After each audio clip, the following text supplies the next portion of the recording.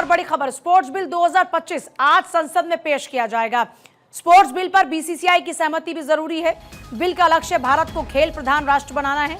Governance में ज्यादा खिलाड़ियों को शामिल करने पर जोर है। महिलाओं की भागीदारी को बढ़ाने पर विशेष जोर है।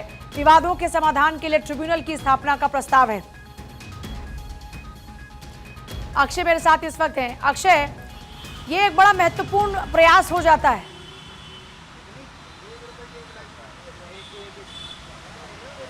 और देखिए, कई बिल जैसे कि पेंडिंग पड़े हुए हैं, इसके अलावा नए बिल इंट्रोड्यूस किए जा रहे हैं। 17 बिल हैं जो कि पूरे को कंप्लीट करना है, जिसमें कि 8 नए विधेयक हैं, जिसमें कि स्पोर्ट्स बिल भी है। और साफ तौर पर है कि इसको लेकर के चर्चा जब आगे बढ़ेगी तो उस पर निश्चित रूप से चर्चा होगी, लेकिन जब कार्रवाई होगी तब चर्चा हो पाएगी। कार्रवाई नहीं हो पाएगी तो फिर चर्चा कैसे होगी। इसलिए निश्चित रूप से मंत्रियों द्वारा अपना पक्ष तो रखा जाएगा, संसद में सवाल पूछे जाएंगे जब क्वेश्चन आवर शुरू होगा। लेकिन हंगामेदार स्थिति क्योंकि 2 दिन से लगातार बनी हुई है, आज भी वैसा ही कुछ दिख रहा है, क्योंकि लगभग आधे दर्जन से ज़्यादा नोटिसेस विपक्षी दलों के द्वारा दिए गए हैं। पूजा कह सकते हैं कि स्थिति बहुत अच्छी नहीं दिख रही है, और ख़ास करके उस लोकतांत्रिक प्रक्रिया में जहां पर कि सदन इसीलिए बुलाया जाता है ताकि जो जनता के हित से जुड़े मुद्दे हैं उस पर चर्चा की जा सके, चाहे किसानों के मुद्दे पर चर्चा की जा सके। क्योंकि कल देखा आपने, शिवराज सिंह चौहान बोल रहे थे, विपक्षी दलों के सांसद लगातार शोर शराबा करते रहे। शिवराज सिंह चौहान ने साफ तौर पर कहा कि अगर किसानों की बात पर आप चर्चा नहीं कर सकते तो फिर अन्य मुद्दों पर चर्चा कहाँ से आप कर पाएंगे। एक सत्ता पक्ष है कि विपक्ष पर आरोप लगा रहा है कि वो सदन नहीं चलने दे रहा है, विपक्ष आरोप लगा रहा है सत्ता पक्ष पर कि वो सदन की कार्रवाई को समुचित ढंग से नहीं चलाना चाहते हैं, क्योंकि वहाँ पर स्थिति अब खराब होती जा रही है। अब संवैधानिक संकट की ओर इशारा विपक्ष कर रहा है।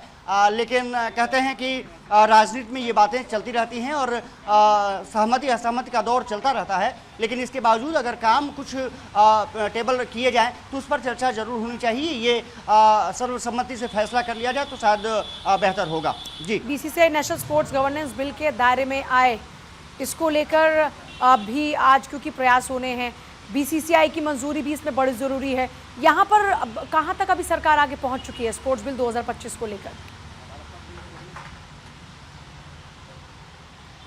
और देखिए, सबसे बड़ी बात यह है कि क्योंकि अनुराग ठाकुर, आपको याद होगा कि बीसीसीआई चेयरमैन भी रह चुके हैं और वो बीजेपी के सांसद हैं। जय शाह की कोशिश है कि इसको पूरी तरह से अमेंडमेंट किया जाए।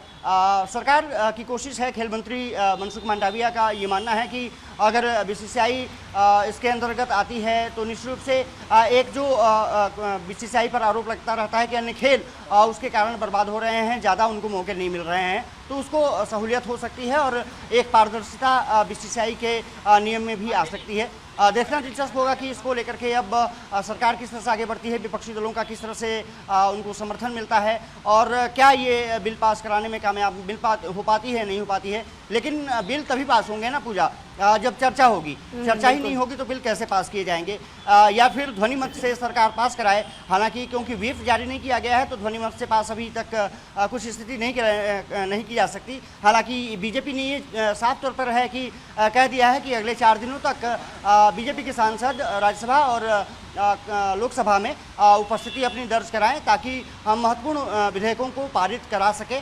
कोशिश सरकार की यही है कि जल्द से जल्द जो तमाम पेंडिंग बिल्स है उसको टेबल किया जाए और टेबल करने के बाद उसको पास किया जाए। इनकम टैक्स जैसे बिल भी हैं, मिनरल्स एंड आयरन से संबंधित विधेयक हैं, स्पोर्ट्स से संबंधित विधेयक हैं। देखना दिलचस्प होगा, देखना दिलचस्प होगा कि आज क्या कुछ रहता है। अक्षय, बहुत शुक्रिया आपका फिलहाल पूरी जानकारी के लिए।